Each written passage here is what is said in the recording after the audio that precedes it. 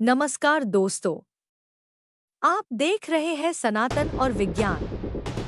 यहाँ हम खोजते हैं वो राज जो हमारी धरती के अस्तित्व के अंदर छुपे हुए हैं। सोचिए, अगर हम समय को पीछे ले जा सकें और देखें वो पल जब कुछ भी नहीं था, ना जमीन, ना आसमां, ना समुंदर, सिर्फ शून्य, अंधकार, और उस अंधकार के बीच एक छुपी हुई ऊर्जा जो बनने वाली थी हमारा सूर्यमंडल और उसका सबसे जीवंत ग्रह पृथ्वी।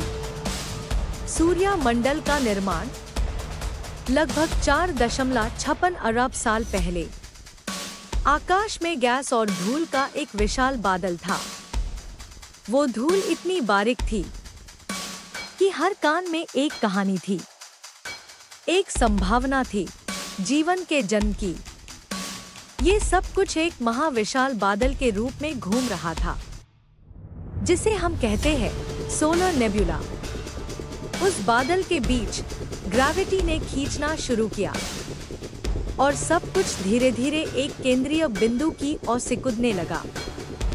बीच का भाग बहुत गर्म हो गया और उस गर्म केंद्र से एक तेज प्रकाश निकला।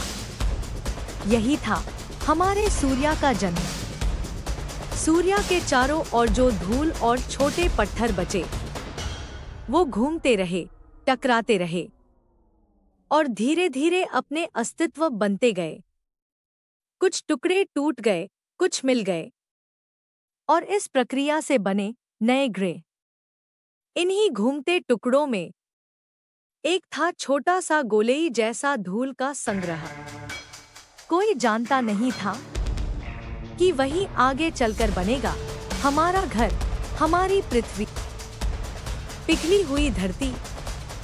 उस समय की धरती कोई सुंदर नीला ग्रह नहीं थी, वो एक भड़कता हुआ आग का गोला थी। उसके अंदर लोहा, निकेल और अन्य भारी धातु पिघलकर बीच के कोंदरा में बस गए और ऊपर के हिस्से में बन गई चट्टानों की परत। आसमां से हर दिन लाखों पत्थर और एस्टेरॉयड बरस रहे थे। हर टकराव एक विस्फोट जैसा था जो धरती को और गर्म करता गया। ये टकराव ही था जिसने धरती को अपने आकार में ढालना सिखाया। सोचिए, हर दिन आसमां से आग के टुकड़े गिर रहे हैं। पूरी धरती लावा से ढक गई है और हर तरफ एक ही रंग, लाल, नारंगी और धुआं। किसी ने सोचा भी नहीं था कि इसी नरक जैसी आग से एक दिन जिंदगी फूट निकलेगी। चंद्रमा का जन्म। फिर हुआ एक महाविस्फोट। एक मास के आकार का ग्रह थिया पृथ्वी से टकरा गया। टकराव इतना तेज था कि धरती का एक बड़ा हिस्सा टूटकर अलग हो गया और उसी टुकड़े से कुछ समय बाद बना चंद्रमा। चंद्रमा का जन्म कोई छोटी घटना नहीं थी। उसने पृथ्वी के दिन और रात बादल दिए। उसके होने से पानी के लहरों में लहराव आया और धरती के घूमने का संतुलन बन गया।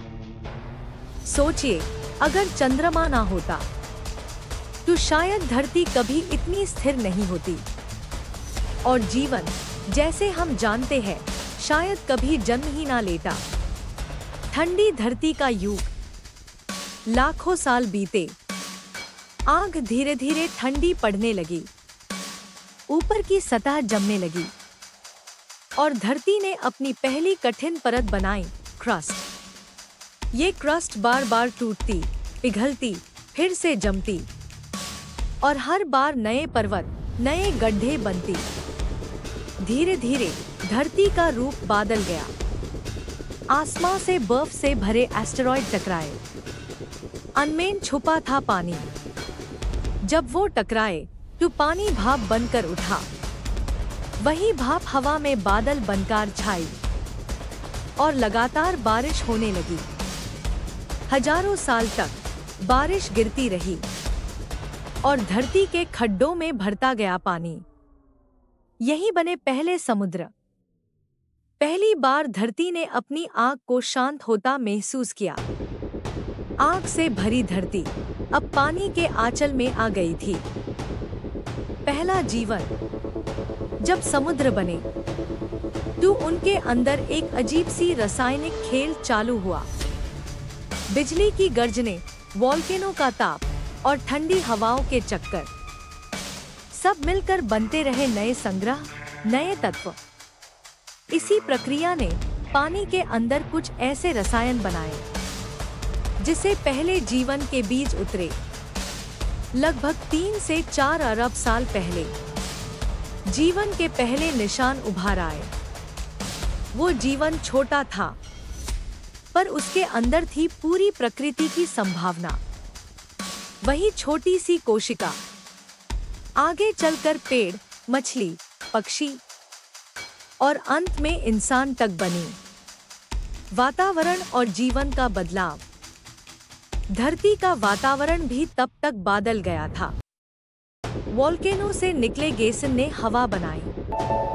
कार्बन डाइऑक्साइड, नाइट्रोजन और पानी के भाप। लाखों साल तक यही हवा धरती को ढक कर रखती रही। लेकिन जब जीवन ने फोटोसिंथेसिस करना शुरू किया, तब धरती की हवा में ऑक्सीजन भरने लगी। इसी ऑक्सीजन ने धरती के रंग बदले। समुद्र नीला होने लगे।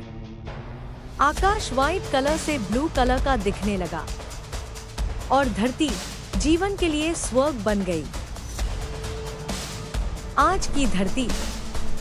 आज जब हम आसमां की ओर देखते हैं, तो हर तारा हमें याद दिलाता है कि हम सब उसी धूल और आग के टुकड़े हैं जो कभी सूर्य के चरण और घूमते थे। हमारी धरती, जो कभी एक आग का गोला थी, आज जीवन से भरी है। हर पठार, हर समुद्र और हर सांस उसी प्राचीन कहानी का एक हिस्सा है। आउटरो। ये थी हमारी धरती की कहानी। एक कहानी जहां विज्ञान बताता है कैसे धरती बनी और सनातन दृष्टि बताती है क्यों बनी। मैं हूं आपका दोस्त और आप देख रहे थे सनातन और विज्ञान। यदि आपको यह कहानी पसंद आई हो तो लाइक, शेयर और सब्सक्राइब जरूर करें। अगली बार हम देखेंगे कैसे इस धरती पर जीवन ने अपना सफर शुरू किया।